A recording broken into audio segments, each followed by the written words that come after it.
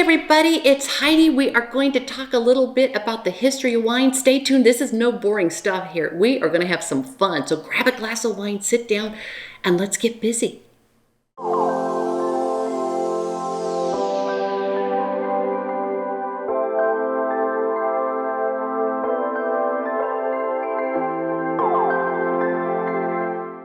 Well, hello and welcome. It's Heidi Dulabon. Cheers. International cultural consultant and etiquette expert. Today we are going to talk about the history of wine. Now stick with me. This is going to be fun. Few cool stories. No boring lecture here. So grab a glass of wine and settle in here. It's going to be brief. I could talk about this all day, but we're just going to give a brief overview. So wine, we love it, right? For me, white, red, rosé, sparkling, love that. Love them all. And where did they come from? How long have we been drinking wine?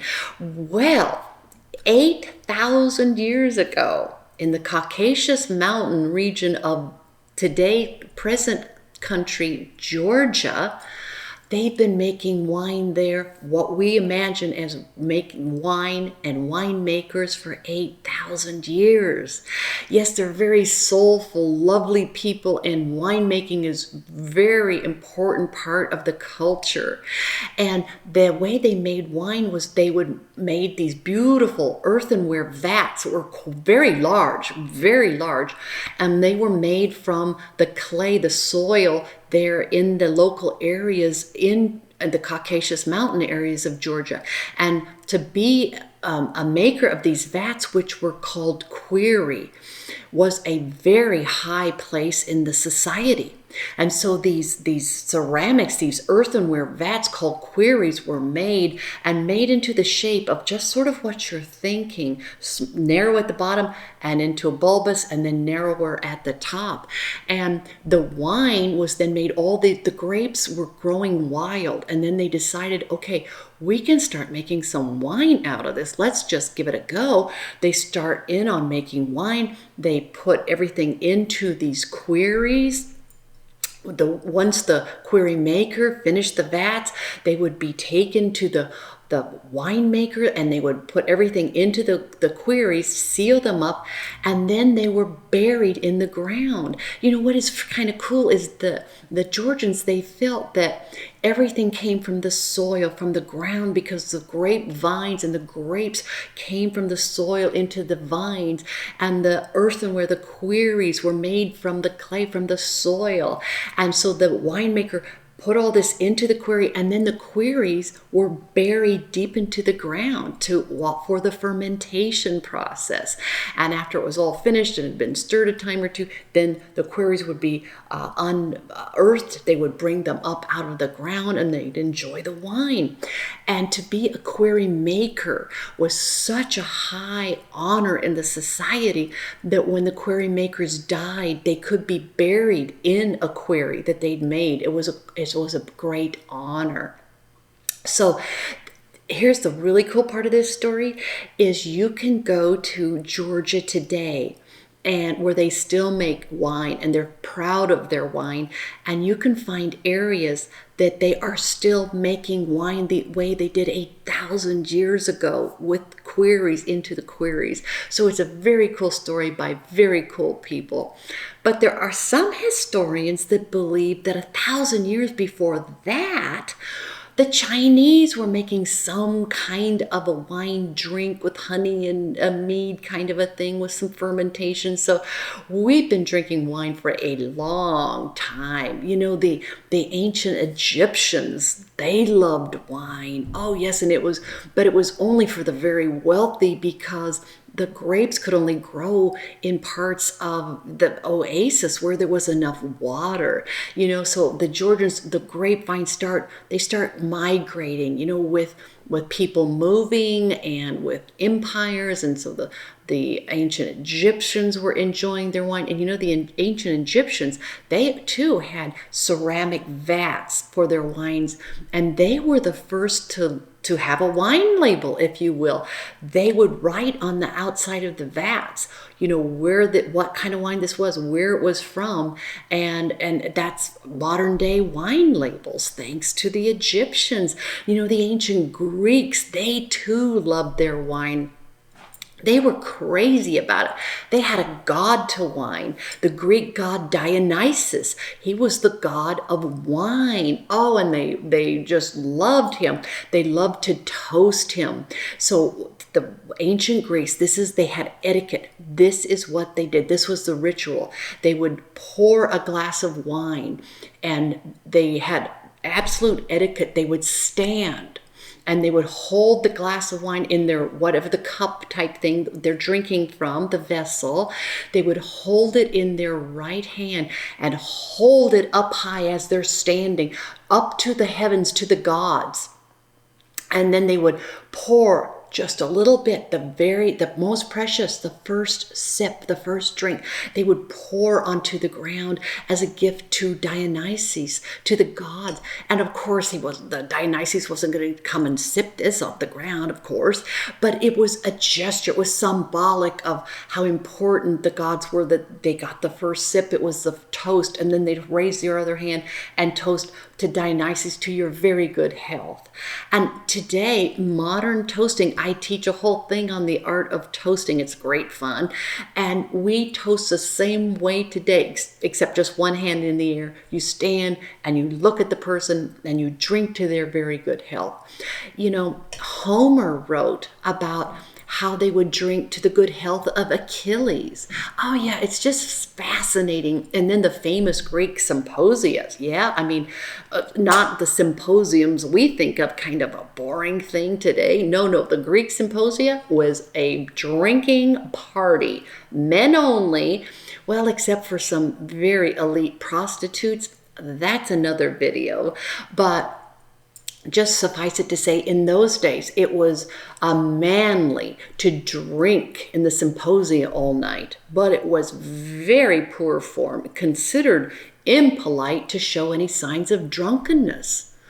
Well, very few could do that. How do you drink all night? Okay, wine was diluted for much of history with a little water. You couldn't just drink straight water, it's too bad. But how could you drink in the symposia all night and not get drunk? Well, I tell you who could, was Socrates. Yes, that's Socrates. He was the head of the Greek symposium. He could drink all night, philosophizing, toasting to the gods' good health. He was something else and never showed any signs of drunkenness. He was really something.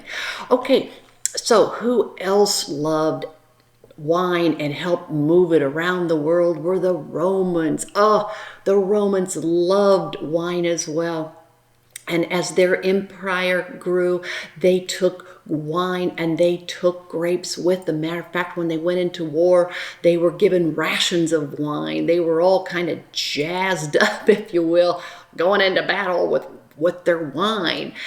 Sometimes they'd even get extra wine for the big battles. But as their empire moved, so did wine, and grapes were grown throughout the Roman Empire. They were the ones to get it all the way to Europe. Yes, and the Romans, they too had a god of wine. Dionysus, well, in Rome, he was known to the Romans as Bacchus. And the Romans like to toast as well. Who doesn't? I love it.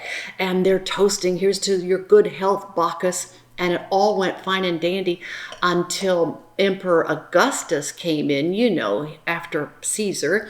And Augustus comes in and says, hey, no more of that drinking to Bacchus, everybody. You're going to drink to me. Here's to me. So just kind of fun. So we see wine spread out throughout the world. The Phoenicians, they were great sailors. They are taking wine. And of course, the Spaniards And the lovely Portuguese, they start taking wine, especially around for sacramental reasons, because now we're at the Bible, and it's throughout the Bible they're drinking wine, and the color, most of the wine in those days was red, and it could symbolize blood, the Christ of blood. They served wine at the Last Supper, and so part of the sacrament would be to have wine. So the Portuguese and the Spaniards in particular were wonderful, taking wine around to the rest of the world, so we could have that in sacramental, in religious ceremonies. Some interesting to note that while so much of the world's earliest wine was red, King Tut, yes, King Tut, when they found his tomb and they opened it up, they actually found white wine, remnants of white wine in his vats. And I mean, who doesn't like a great California Chardonnay? I don't know, King Tut, we could have been big friends. So wine migrates around to Europe, and they're growing beautiful wine in France, of course, and we're growing wine in Bordeaux and in Burgundy and Champagne, and everything is just magnificent, and it's just wine then finds its way into the New World through all the mariners, and we start growing that. Especially the Franciscan monks help get wine to California, and there's just so many marvelous stories. And then it goes from California, then we keep moving further south, and the mariners, these great mariners, they get it down to all the way to South America, then they get all the way down to South Africa, and then it ends up in New Zealand and Australia and the whole world. Wine is produced today on 6 of the 7 continents, just not Antarctica. Well, that makes sense. And wine has been used throughout the ages for medicinal purposes. Oh, yes, there are ancient Babylonian medical texts that show that when someone was bit by a dog, it was a very common injury for dog bites. So the ancient Babylonian medical texts say that the remedy for a dog bite in those days was to find the dog and pluck a hair, and then that hair would be placed in the wound, and that hair that was thought to have had healing powers. The hair, and guess what that was? So then they said, well, if this works, okay, we've got all these people coming in, the doctors of the day. Okay, now I'm seeing all these patients who have been, we'll just say, overserved. They have been over drinking, and they come in the next day saying, oh, hey doc, I feel horrible. I don't know, I guess it was just too much of the wine last night. And they said, well, you know what? If the hair works in the wound for the dog bites, bring in some of the wine you drank last night, and we're going to have you have another drink or two, because maybe it's the hair of the dog that bit you. That's where that came from. Well, who knew? Now you know. But throughout ages, Hippocrates, he wrote that the only remedy for wounds, and in surgery after wounds, only wound cures that there is should be wine. Pour wine on all your wounds. And it stayed like that for about 1,000 years. So throughout ages, wine's been a medicinal thing. Do you know? Okay, so now Louis XIV in France, the soldiers, they were given wine, and they would donate wine to the hospitals, and throughout ages. As late as World War I, the French soldiers that were in the hospital, all the winemakers would donate tons and tons, thousands of liters of wine to the soldiers who are in the hospital wounded, for medicinal purposes. So that wasn't, all that sort of helped ease the pain a little bit. So, it's just amazing, the history of wine, and now we have wine everywhere, and we enjoy wine, all the wine. I encourage you to get out there and enjoy wine.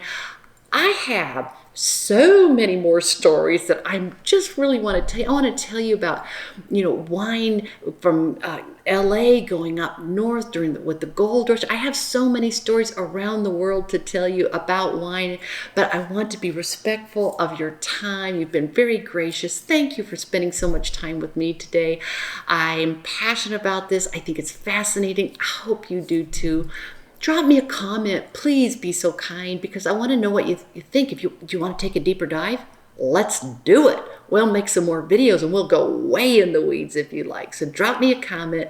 Love it if you like this video. And if you would be so kind, I would be so grateful if you would subscribe to this channel. Thank you.